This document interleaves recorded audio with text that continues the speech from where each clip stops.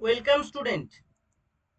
আজকে আমি যে বিষয়টি তোমাদের সঙ্গে শেয়ার করতে যাচ্ছি সেটি একটি গুরুত্বপূর্ণ বিষয়। বিষয়টি কি? চারগাফ রুলস, বা বাংলায় যদি আমরা বলি চারগাফের নিয়ম। চারগাফ রুলস এটি তোমরা যারা ক্লাস 12 এর স্টুডেন্ট তোমাদের জন্য খুব গুরুত্বপূর্ণ। এছাড়াও তোমরা যারা ক্লাস 10 এর স্টুডেন্ট তোমাদের জন্য কিছু কিছু ক্ষেত্রে ছোট ছোট যে প্রশ্নগুলি থাকে 1 নাম্বার অথবা এমসিকিউ, সেখানে খুব প্রয়োজন। চারগ্রাফ রুলসটা পুরোপুরি হচ্ছে ক্লাস 12 এর জন্য খুব গুরুত্বপূর্ণ। এছাড়াও তোমরা যারা ক্লাস 10 এর স্টুডেন্ট তোমাদের জন্য কিছু কিছু ক্ষেত্রে এটা এই মুহূর্তে প্রয়োজন। এবং তোমরা যারা অবশ্যই নিট পরীক্ষার্থী তোমাদের জন্য কিন্তু খুব গুরুত্বপূর্ণ। আমি শর্টে শুধু এন বলে ছেড়ে দিলাম।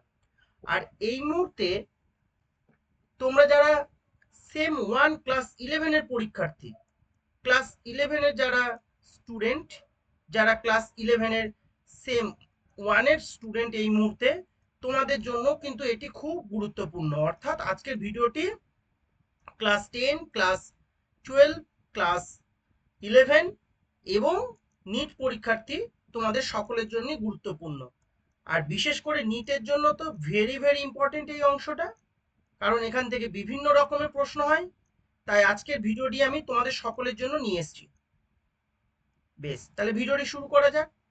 ভিডিওটিতে আমরা কি দেখতে পাচ্ছি? চারগাফ রুলসটা কি? দ্বিতন্ত্রী ডিএনএ তে মোট পিউরিনের সংখ্যা ও মোট পাইরিমিডিনের সংখ্যা কি হবে? সমান হবে। তাহলে কি কি সমান হবে বললাম? আমি বললাম পিউরিনের সংখ্যাটা সমান হবে এবং কার সংখ্যাটা সমান হবে? পাইরিমিডিনের সংখ্যাটা সমান হবে। পিউরিনকে আমি শর্টে পি ইউ লিখলাম, আর পাইরিমিডিনকে আমি শর্টে কি লিখলাম? P Y. তাহলে পিউরিন আর পাইরিমিডিনের সংখ্যা সমান হবে। এখন পিউরিন হিসাবে কি কি আছে? আমরা প্রত্যেকেই জানি পিউরিন হিসাবে আছে কি? পিউরিন হিসাবে আছে এ আছে, আর কি আছে? জি আছে। কোথায়? ডিএনএ এর মধ্যে। ঠিক আছে। আর পড়ে থাকলো কি? পড়ে থাকলো কি? পাইরিমিডিন। পাইরিমিডিন হিসাবে কি কি রয়েছে? পাইরিমিডিন হিসাবে পি ওয়াই বলে আমি শর্টে লিখেছি। কি কি আছে? সাইটোসিন আছে আর থাইমিন আছে। আচ্ছা, স্টুডেন্টদের একটা জায়গাতে প্রায় সমস্যা তৈরি হয় যে এটা পিউরিন না পাইরিমিডিন, এটা পিউরিন না পাইরিমিডিন। এর ক্ষেত্রেও তাই। তাই একটা জিনিস মনে রাখবে, এই যে অ্যাডেনিন, অ্যাডেনিনের স্পেলিংটা দেখো আমি এখানে লেখা আছে ADENINE। অনুরূপভাবে জি হচ্ছে কি? গুয়ানিন। এই গুয়ানিনের স্পেলিংটা হচ্ছে কি? GUANIN। তোমরা দেখতে পাচ্ছ এখানে কিন্তু এই গুয়ানিন এবং অ্যাডেনিনের স্পেলিং এর মধ্যে কিন্তু কোথাও ওয়াই নেই। আর এই পিউরিন আর পাইরিমিডিনের বানানে দেখো ওয়াই আছে। এই যে ওয়াই আছে। অনুরূপভাবে সি এবং T, C for cytosine, T for thymine. দেখো সাইটোসিনের বানানটা কি? This is the spelling of cytosine, CYTOSINE। And this is the spelling of thymine, THYMINE। তারপরে এই যে দুটো স্পেলিং থাইমিন এবং সাইটোসিন, এই দুটোতে কিন্তু ওয়াই আছে। এই দুটোতে ওয়াই আছে। তার মানে পাইরিমিডিন হচ্ছে কি? CNT, অ্যান্ড পিউরিন হচ্ছে কি? ANG। তাই আশা করি স্পেলিং এর উপরে বেস করে, তারপরে পিউরিনের স্পেলিং এ ওয়াই নেই, আর পাইরিমিডিনের স্পেলিং এ ওয়াই আছে, আর সাইটোসিন আর থাইমিনে ওয়াই আছে। তাহলে এই দুটো এখানে, আর বাকি দুটো পড়ে থাকলো। তাহলে এখানে আসছি পিউরিনের ক্ষেত্রে। যাই হোক, তাহলে সংখ্যা কি হবে? সমান হবে। পিউরিনের সংখ্যা সমান হবে এবং পাইরিমিডিনের সংখ্যা কি হবে? সমান হবে।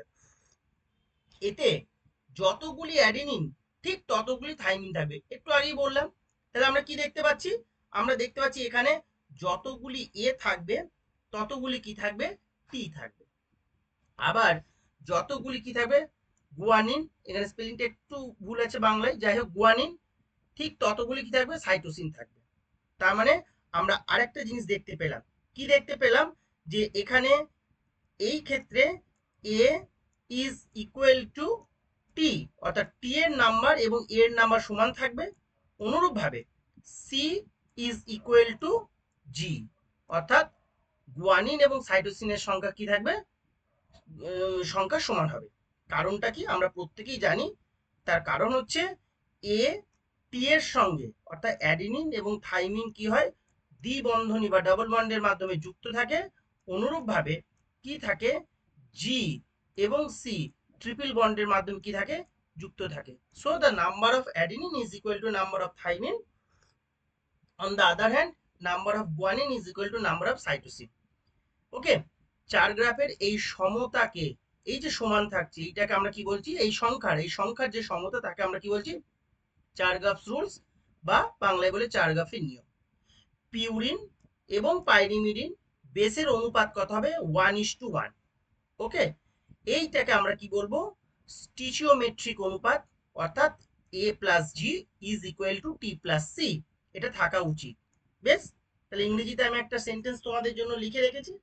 এটা শুরু করার আগে একটু এটাকে ইলাবোরেট করি আমি।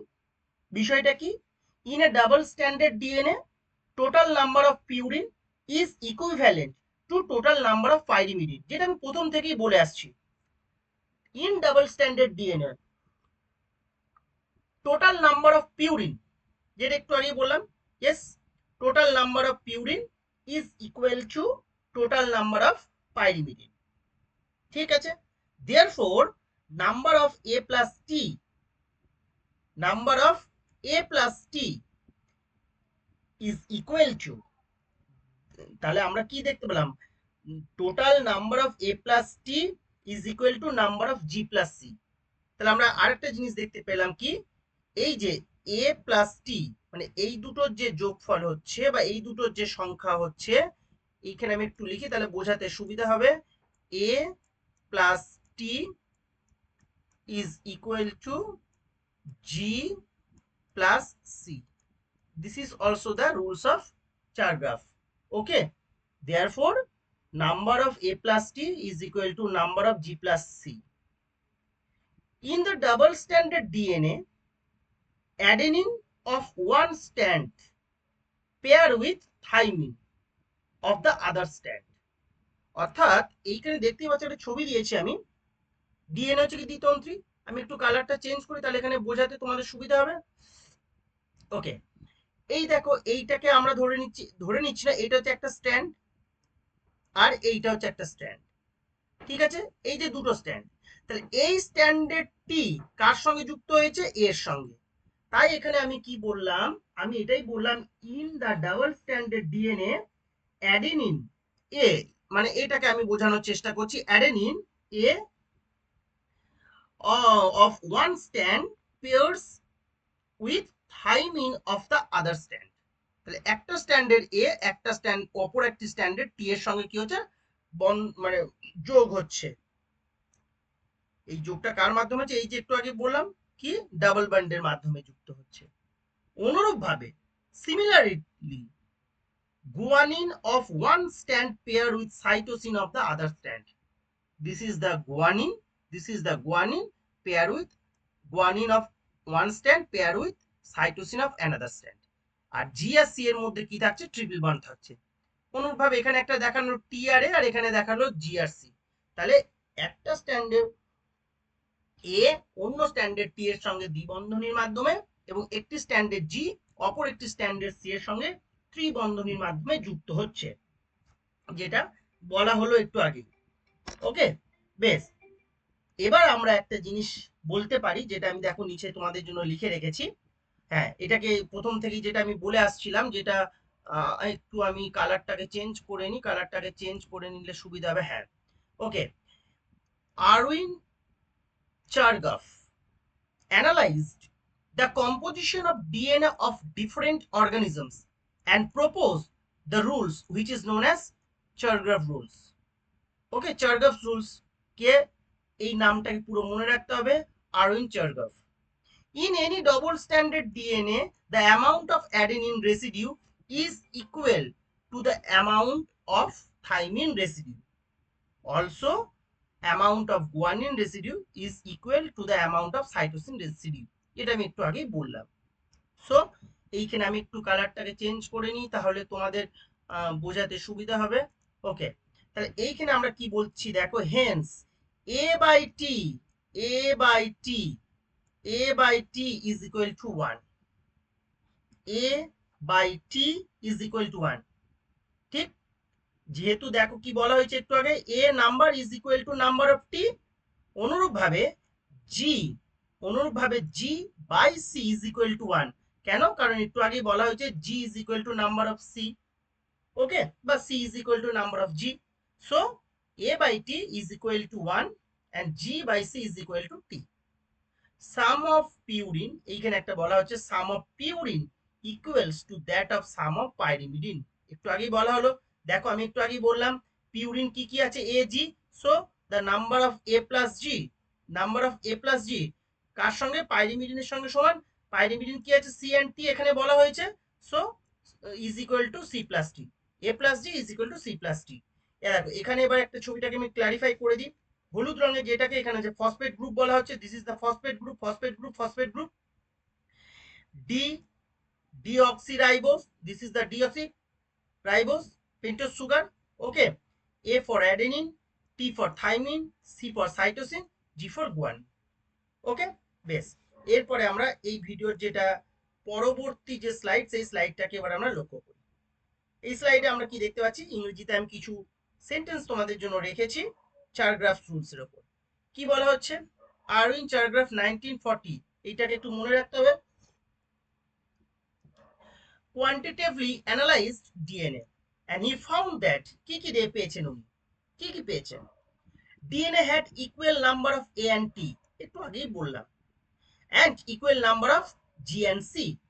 কারণ অনেক ছাত্রছাত্রী আছে যারা ইংরেজিতে প্রয়োজন, যাদের, তাদের জন্য আমি বাংলা ইংরেজি মিশিয়ে কিন্তু ভিডিও তোমাদের জন্য রেডি করি। This is known as Chargaff rules of molecule equivalence between the purine and pyrimidine in DNA, that is A is equal to T and G is equal to C। এর কিন্তু বন্ধনী নয়, double, এটা A double bond T, A কিন্তু সবসময় T এর সঙ্গে যুক্ত হবে ডাবল বন্ডের মাধ্যমে। আর একটা জিনিস মনে রাখতে হবে, G কিন্তু সবসময় C এর সঙ্গে যুক্ত হবে কি, কার মাধ্যমে? ট্রিপল বন্ডের মাধ্যমে।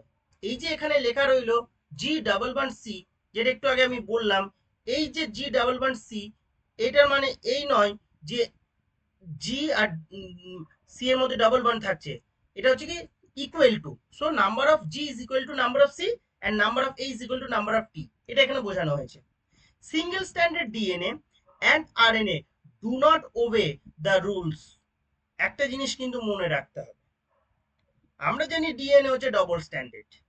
তাহলে ডিএনএ যদি কোনো কারণে সিঙ্গেল স্ট্যান্ডার্ড অবস্থায় আমরা নিয়ে যাই, বিভিন্ন কারণে নিতে হয়, সেটা আমরা পরে জানবো, সেখানে কিন্তু এই রুলসটা অ্যাপ্লিকেবল নয়। অনুরূপভাবে আরএনএ এর ক্ষেত্রে কিন্তু এটা অ্যাপ্লিকেবল নয়। এটা only for DNA, Chargaff rules only for DNA, okay.